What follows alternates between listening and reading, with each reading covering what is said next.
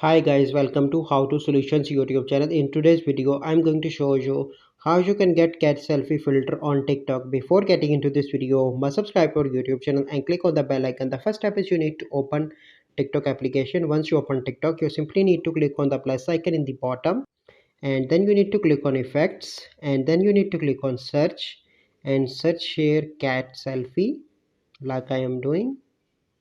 Click on that and you can use that effect to take a picture or record a video with cat. Let me record a sample video to show you.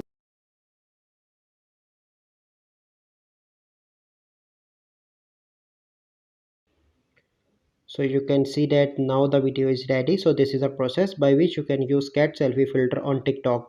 I hope you find this video helpful. If you find this video helpful, must like this video, subscribe to our YouTube channel for future videos. We'll see you in the next video. Thank you. Have a good day.